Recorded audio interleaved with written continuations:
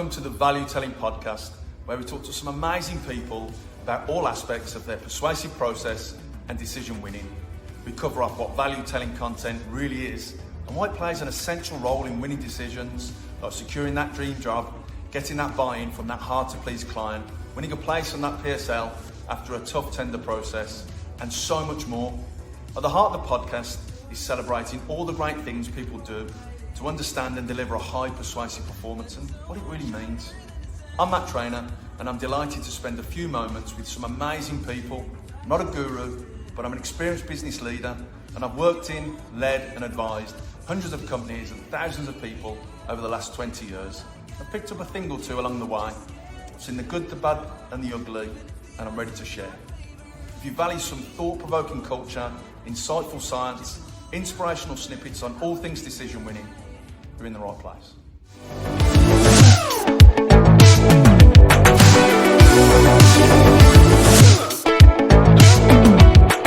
You know, you've moved from the corporate world and now in the freelance world. So I'm really interested in the answer to this, and maybe it's an unfair question, having just taken that leap of faith, but I'll put it out there anyhow. So my question is, what does high persuasive performance mean to you?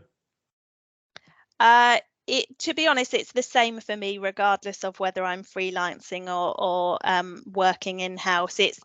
It's about telling people a story that's going to interest and engage them to invest in somebody's brand or product or service. So the ability to persuade is everything in marketing. And actually, there's a good quote, I can't remember who it's by now, but somebody said marketing shouldn't feel like marketing, or selling shouldn't feel like selling. You know, gone are the days where, you know, it's all outbound. You know, it's actually about selling people an experience, not just telling them what the benefits of your product and service are and hoping that they'll be interested.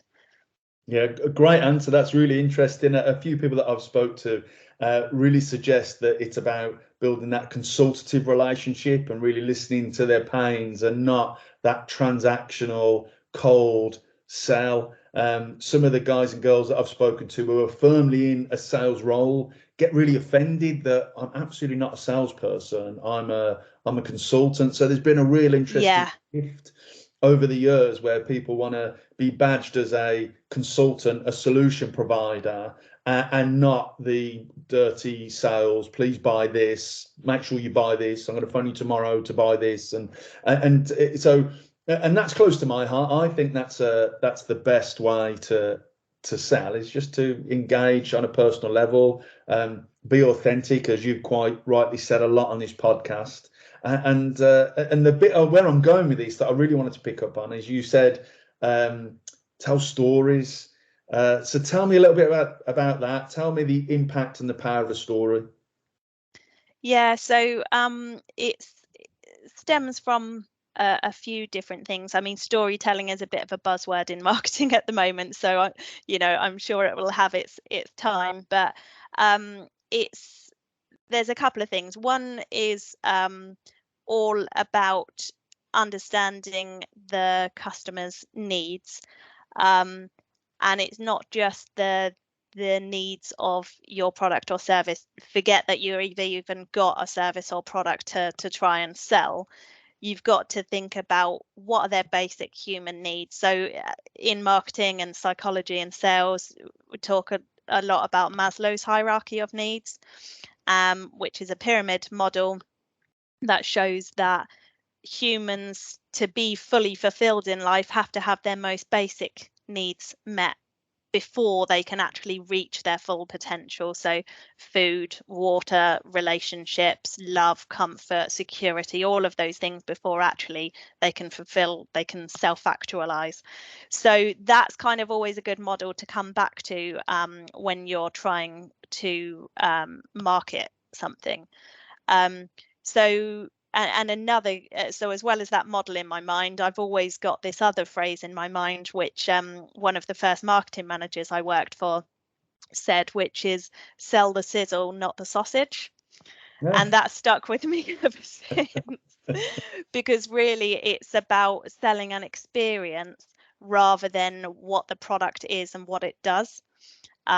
So that's where kind of storytelling comes in. So for example, I used to work in financial services. So our life insurance product might be actually exactly the same as another provider's, but how you market it will be the difference. So for example, if you're trying to hone in on the person's basic needs and trying to sell the sizzle, you, instead of saying, you know, you need this life insurance because you're going to die one day, you might instead say, try and hone in on their instinctive desire to protect their family.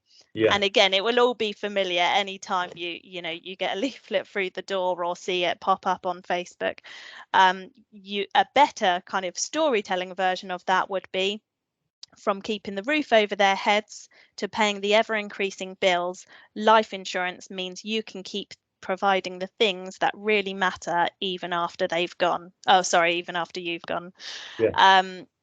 So it's about telling a story that appeals to the emotive and the rational part of somebody's brain. Great.